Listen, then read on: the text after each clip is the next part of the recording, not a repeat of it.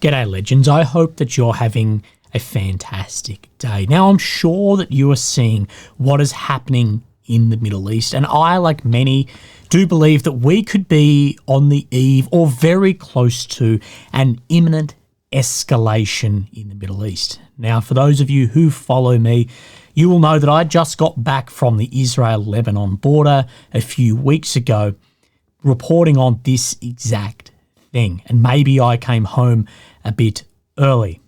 But if this does occur, it will have a huge effect across Israel, Syria, Iraq, Yemen, Lebanon, Palestinian areas, and of course Iran.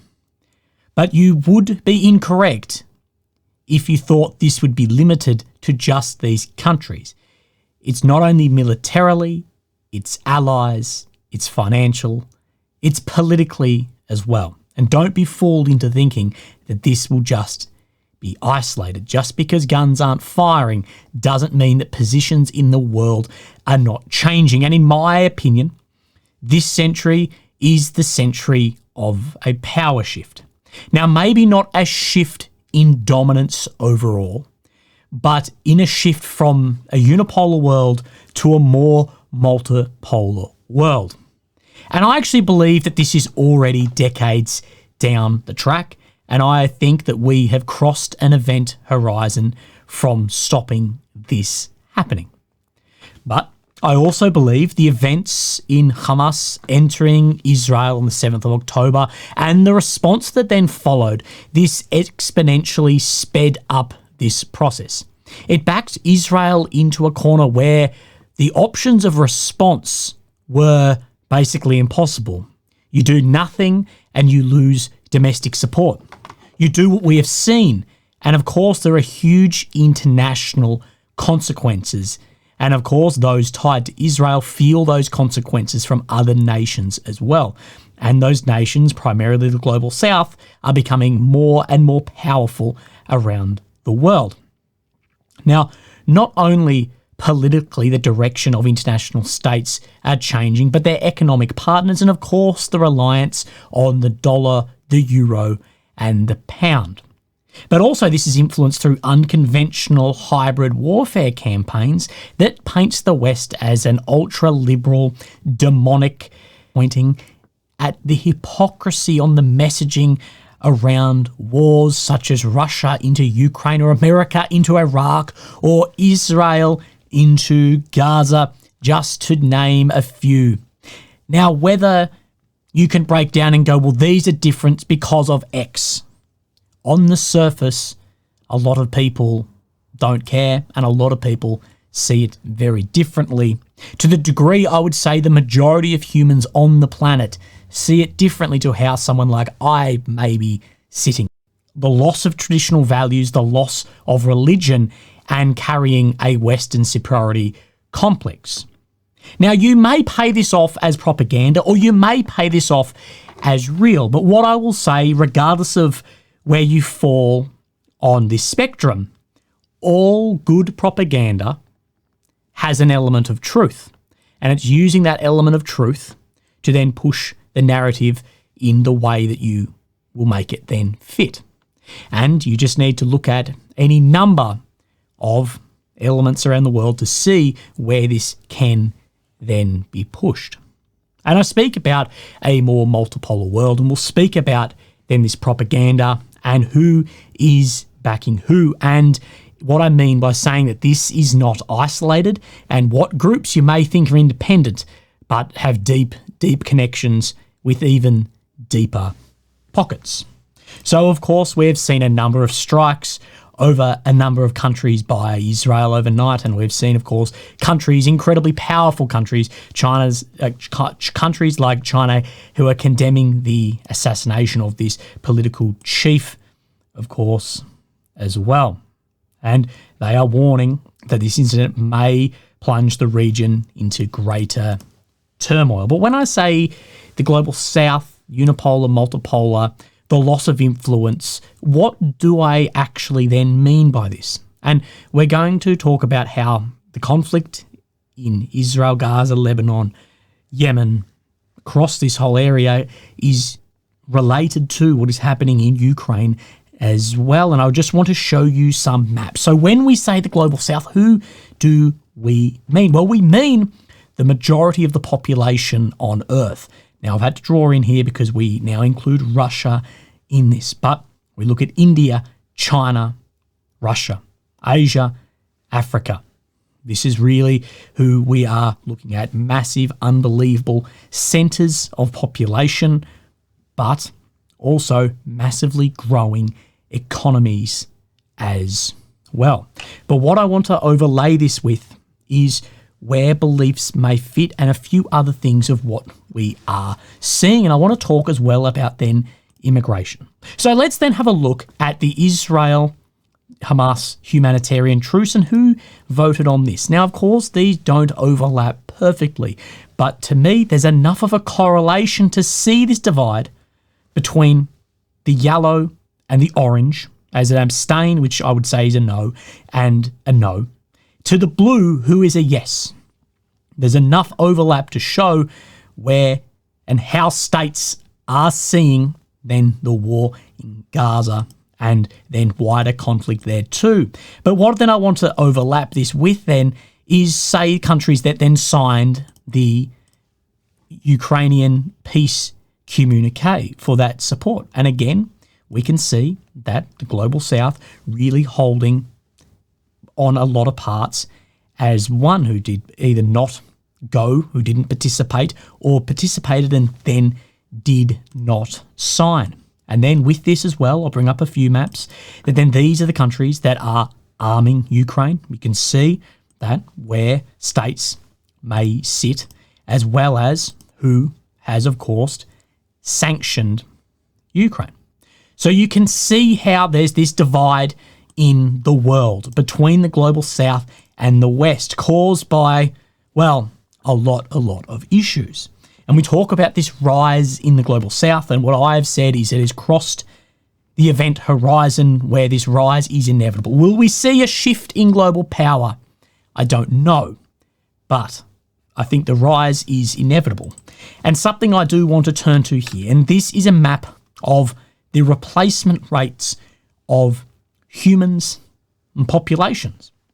And what we can see is far more of the global south is meeting or is above replacement rate. Look at the West and Australia and America and Europe. None of this is meeting replacement rate.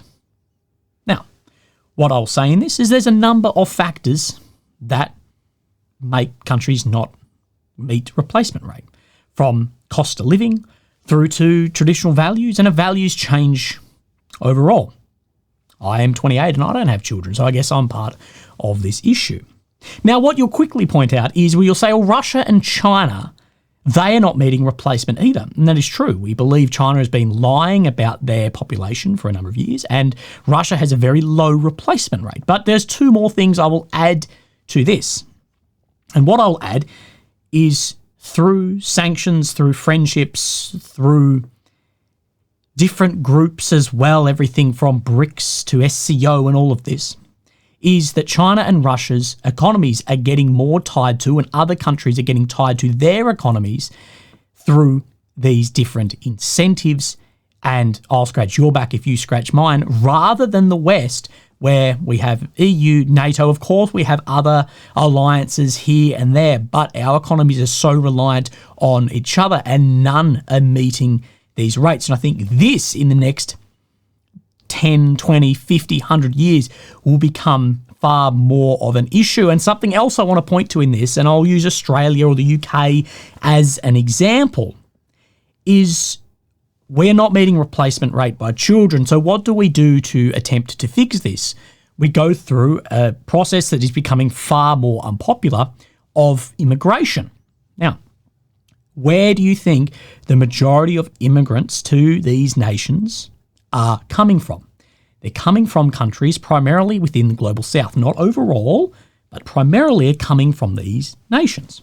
And what I've spoken about is, over a large amount of time, what we potentially could see. We potentially may not, but what we could potentially see is that due to an increase in X population within the country, you could see through democratic processes, then the voter pool changed to then have a more maybe global south government come into power or have more influence in a democratically elected government too. So you could see a shift of the countries, say Australia, as one population grows and another one may be shrinking, you may see a change just in the politics and where the country is then shifting. Now, this may take a long time, but again, it may also be on that path and potentially then unstoppable. And I mentioned in this, do not be fooled into thinking that this is isolated, that this potential for escalation in the Middle East isn't Israel v X. It is, I believe, will end up in West versus South. And it will do is, of course, sow further division in the West. And look at already the division in Western countries. Look at left v right. Look at pro-Israel versus pro-Palestine. And the operations by Israel conducted in Gaza absolutely sowed this division and exponentially increased that division as well. And what Israel's operations in Gaza have been are incredibly limited compared to what wider war would look like. And do not be fooled, division helps foreign powers massively. And sowing internal division is always beneficial to states that are adversaries of other states. Look back at any of the Soviet Union's intelligence operations conducted in the West that were successful. It's exactly what was trying to be done. And we even now have the term coined the axis of upheaval, which includes China, Russia, North Korea, and Iran. And we'll talk now about how they are involved in this and how the war in Ukraine and the sanctions on Russia have forced Russia to find other markets and strengthen other friendships.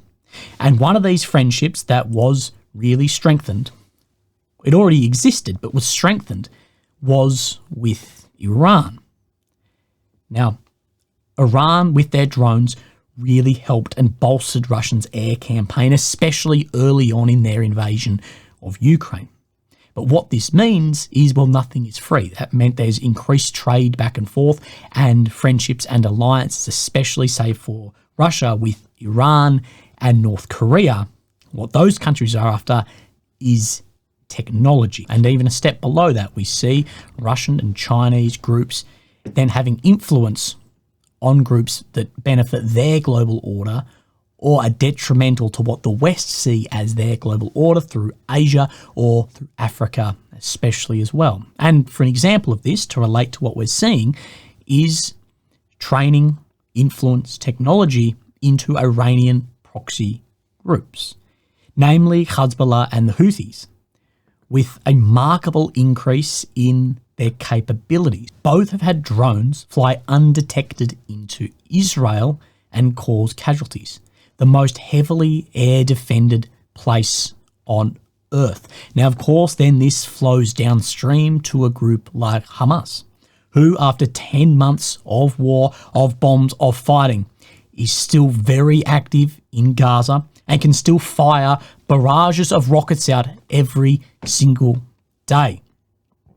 Now, I believe that Russia, they know that a wider war in the Middle East not only takes eyes off Ukraine, it sows division in the West, but also it limits the West's ability to supply Ukraine with much needed systems, primarily air defense. If Hezbollah, the Houthis, Iran start firing barrages of large missiles, especially ballistics, into Israel, there's going to be an air defense shortage, and that allocation will move to Israel over Ukraine from where I see the American partnerships and the influence that Israel has on America's economy and ties to it rather than Ukraine's. And I spoke earlier of this painting of the West in many countries done by intelligence services in a bad light. But what I'm saying is good propaganda just presents the truth in an appropriate form. Look at politics, education, a lot of other measures in the West. I think we have made the West so desirable and dominant. But that these propaganda campaigns have pointed at showing the West as ultra-liberal, loss of traditional values, the loss of traditional values, the loss of religion, the loss of the nuclear family.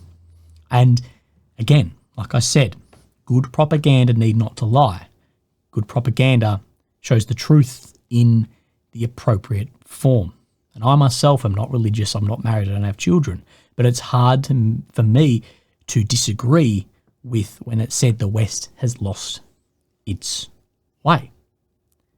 Now, the media will say that Russia and China, one of their big campaigns at the moment is to get the former President Donald Trump into power. And this is a very common thought. But I actually disagree with this.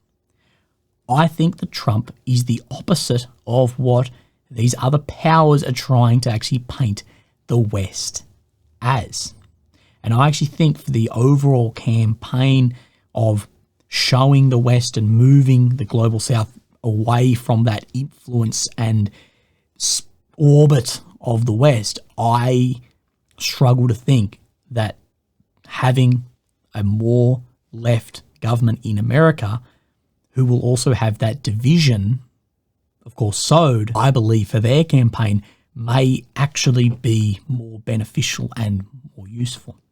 Of course, I know war in the world is an inevitable consequence of humans being imperfect.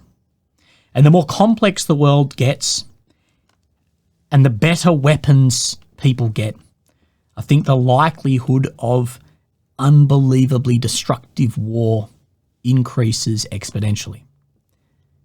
So it will be interesting to see what occurs in the coming weeks, coming months, coming years. But I think it is important to realize where the world order is sitting, where it then may sit, and will be very interesting to see. Either way, I'll be here talking to you. Thank you for listening, and I'll speak to you in the next few days. Bye-bye.